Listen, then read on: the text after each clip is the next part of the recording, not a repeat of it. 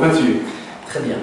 Alors, comme je l'expliquais dans le préambule de la vidéo qu'on est en train de faire là, j'ai expliqué un peu comment est-ce qu'on s'était rencontrés et dans quelles circonstances. Et donc, voilà, le cours a été super bien passé. En plus, je trouvais que ce que tu faisais était très très intéressant. Personnellement, je l'ai testé, donc je peux dire que ça fonctionne vraiment bien, mais je vais te laisser le soin d'expliquer tout ça aux personnes qui vont regarder justement cette vidéo. Okay. Voilà. Et alors, j'ai peut-être une petite question, parce que tu sais que le slogan du blog en question, c'est « Profiter de la vie ». Hein. Donc, évidemment, la première question que j'aimerais te poser, c'est d'abord, ça veut dire quoi, profiter de la vie? Alors, pour moi, profiter de la vie, je considère que pour bien profiter de la vie, il faut s'engager dans des actions qui vont dans une direction qui a du sens. C'est prendre soin de soi, c'est prendre soin des gens qui comptent vraiment pour nous, c'est prendre soin de ses besoins personnels et c'est prendre soin de ses valeurs fondamentales. Donc, pour bien profiter de la vie, il s'agit d'être au clair avec ce qui compte pour nous, avec les gens qui sont vraiment importants pour nous, avec ce qui a de la valeur et quels sont nos besoins fondamentaux. Voilà. Alors, pour qu'on puisse bien comprendre pourquoi tu parles de cette manière-là, ce serait peut-être bien que tu expliques un peu ce que tu fais exactement, qui tu es d'abord, ton parcours, enfin voilà, ce qui te vient à l'esprit, ce qui te tient à cœur. Donc, je suis comportementaliste. À la base, j'étais cognitivo-comportementaliste, mais j'ai laissé tomber un peu la partie cognitivo, me concentrer vraiment uniquement sur l'aspect comportemental de ma pratique. Dans ma pratique, un comportement est tout ce qu'un être humain est capable de faire, qui a une conséquence sur son environnement. Donc, même penser, parler, c'est également un comportement. Ressentir une émotion, c'est également un comportement. Donc, c'est tout ce que l'on fait qui a une conséquence sur notre environnement intérieur ou notre environnement extérieur.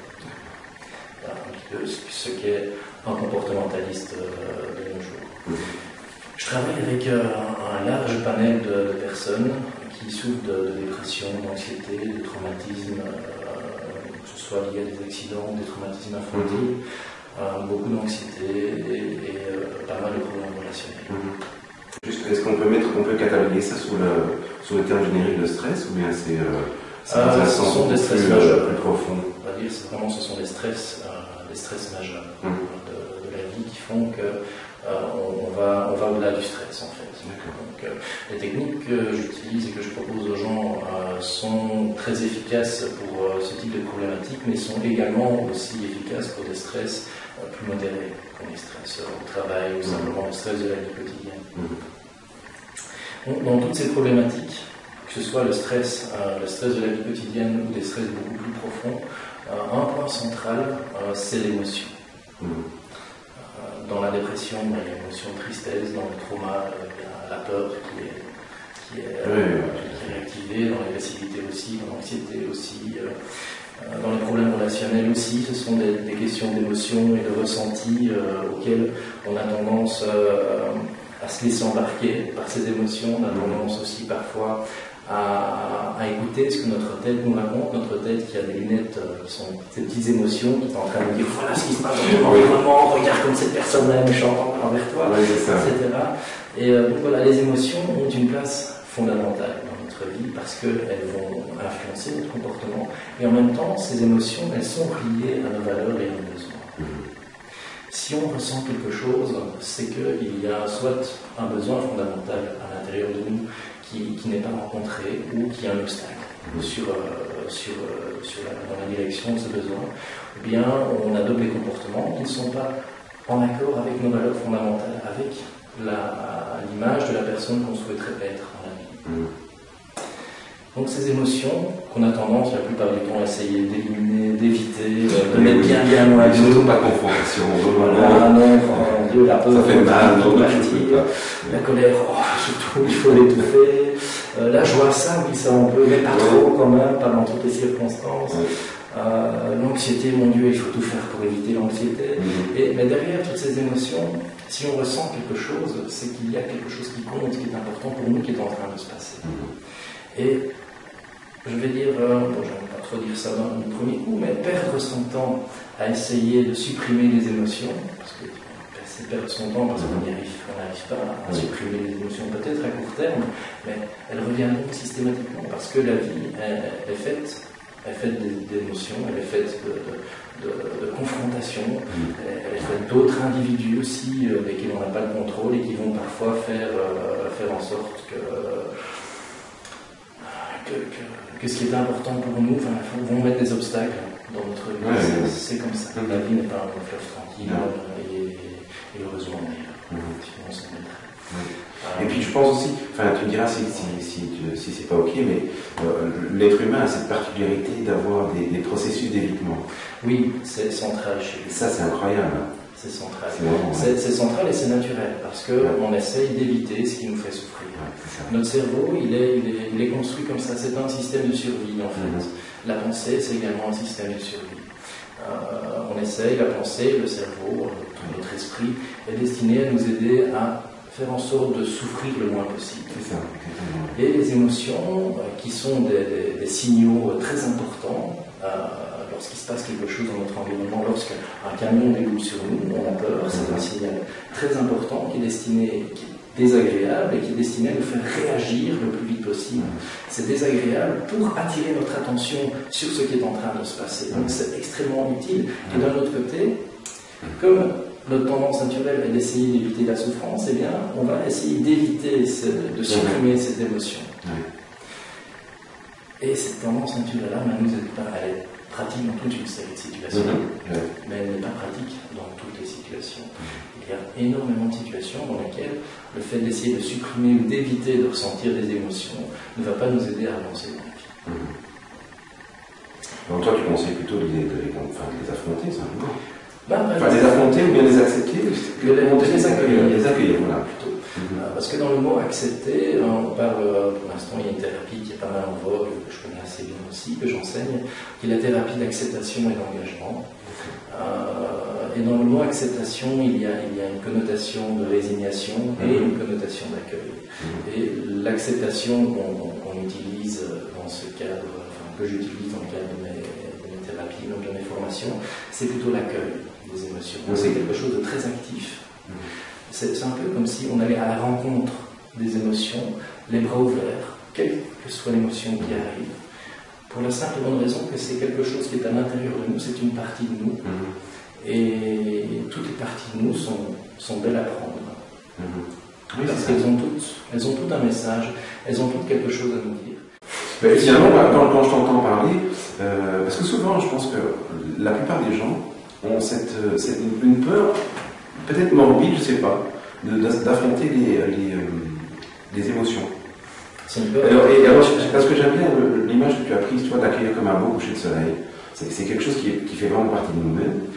Voilà, et qu'on doit accepter, et ça, voilà, c'est 100% bénéfice pour soi-même, mais il faut en prendre conscience. Et je dirais même plus qu'on doit l'accepter, on peut l'accepter. Et en l'acceptant, juste voir ce qui se passe. Quelle est la différence avec le fait d'accepter, de ne pas accepter.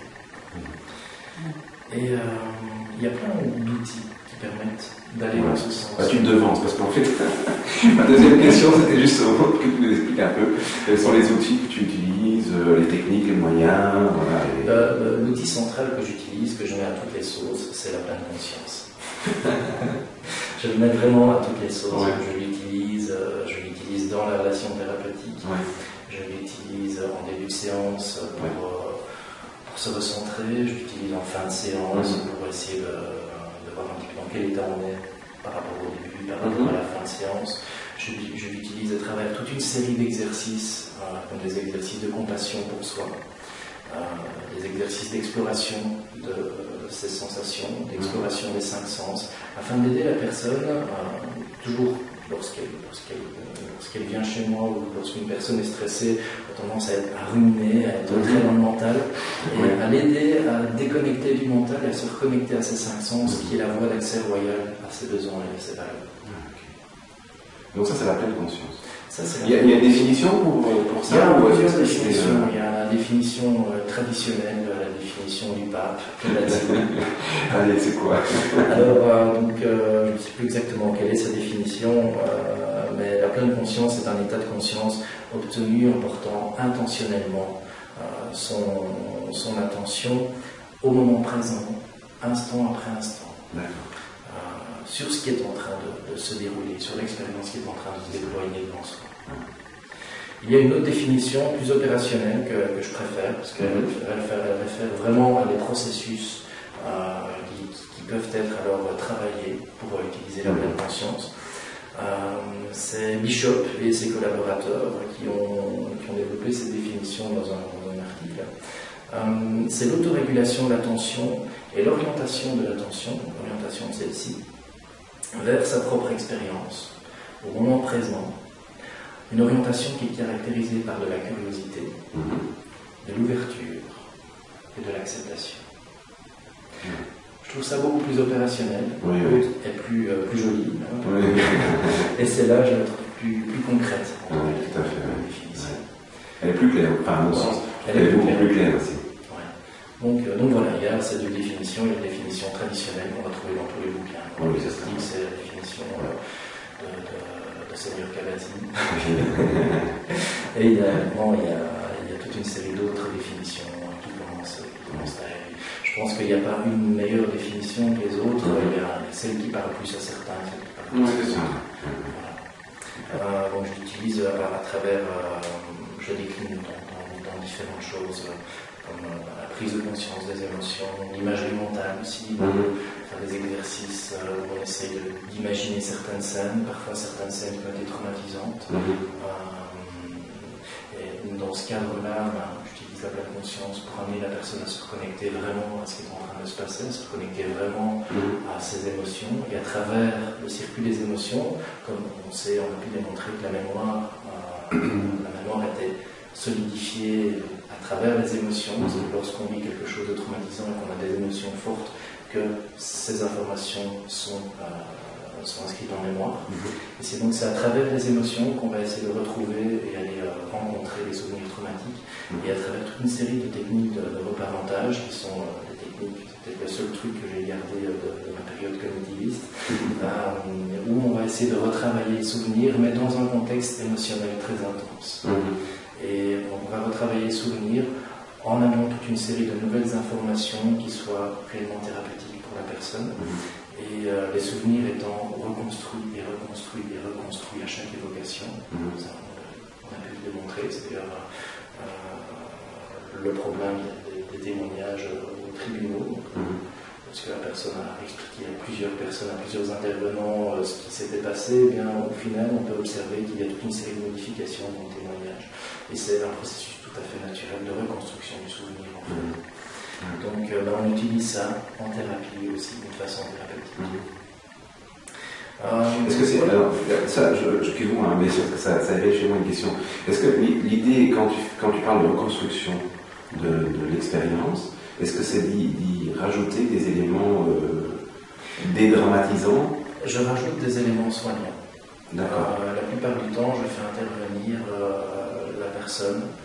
J'essaie de faire en sorte à ce qu'elle se reconnecte à ce qu'elle ressentait à ce moment-là, à travers ses émotions, à voir de quoi elle a besoin, quels sont ses besoins qui ne sont pas rencontrés dans cette situation-là. Et si elle peut, avec tout son cœur, essayer d'amener à cette partie d'elle, dans son souvenir, ce dont elle a besoin.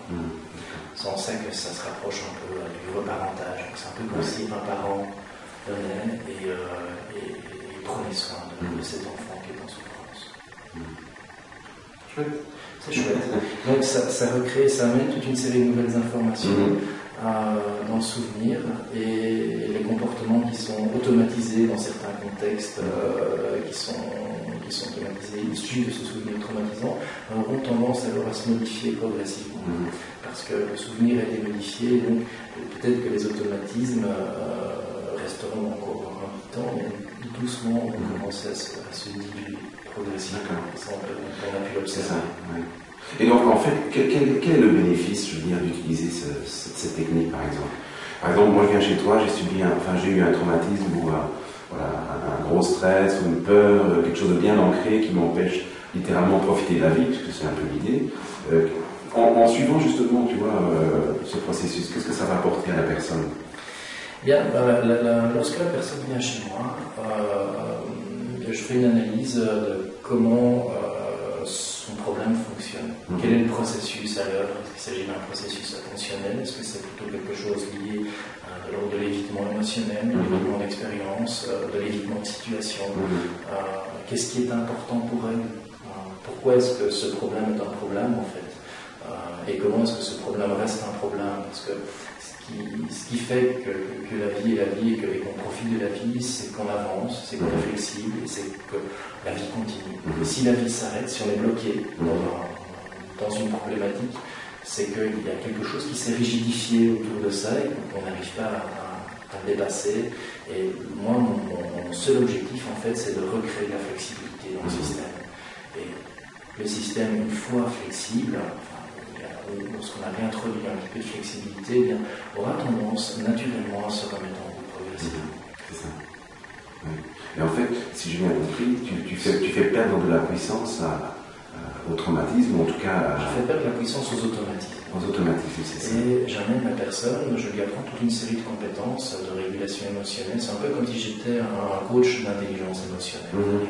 Je lui apprends à identifier plus finement les émotions lorsqu'elles se présentent, plus rapidement, à avoir une meilleure connaissance de ses émotions, de son monde intérieur, de ses besoins, de ses valeurs. Donc, tout ce qui génère en fait ces émotions. Et j'apprends à aborder les émotions et son monde intérieur d'une façon qui est différente de la façon traditionnelle d'aborder le monde intérieur, c'est-à-dire essayer d'éviter, de supprimer toutes ces choses désagréables. Donc avec ces nouvelles compétences de lecture de son expérience intérieure, c'est un bagage qu'elle aura développé et une fois qu'elle va développé, il va l'accompagner jusqu'à la fin de ses jours. Peut-être de temps en temps une petite piqûre de rappel peut être intéressante. Mais j'observe qu'en général, entre 10 séances et 15 séances sont suffisantes pour créer toutes ces compétences. Et à partir de là, eh bien, la personne est devenue indépendante. En fait, elle a intégré les processus. Elle a intégré les processus, elle a intégré les compétences, elle les a entraînées pendant plusieurs séances sur différentes dimensions, même parfois aussi au niveau relationnel. Et ça peut être intéressant de considérer la personne qu'on a en face de soi comme un coucher de soleil, plus que comme un problème de maths. Oui, tout à fait. Donc voilà, toutes ces dimensions-là sont travaillées et la personne ressort en fin de parcours avec toute une série de compétences nouvelles qui vont lui permettre de décoder son vécu et son expérience et pouvoir être plus au clair avec ce qui est important pour elle et surtout avancer dans la vie en direction de ce qui compte réellement pour elle.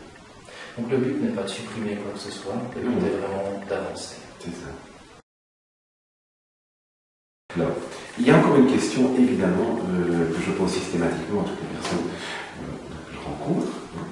Et alors, je précise pour Égide, on ne se connaît pas vraiment depuis très longtemps, mais le courant s'est super bien passé et on est devenus des très bons potes. Et donc, quand c'est un pote, peut me permettre de lui demander la question au piège, à savoir, est-ce que par hasard, tu aurais un petit truc, une petite astuce, un moyen facile à mettre en place, rapide, qui ne demande pas de compétences particulières, mais qui peut permettre aux personnes justement qui regardent cette vidéo d'avancer peut-être dans le développement personnel, dans le bien-être, de se sentir mieux, enfin bref. Je te laisse le choix du petit truc que tu vas nous donner. Hein. Alors, première chose, c'est arrêtez-vous.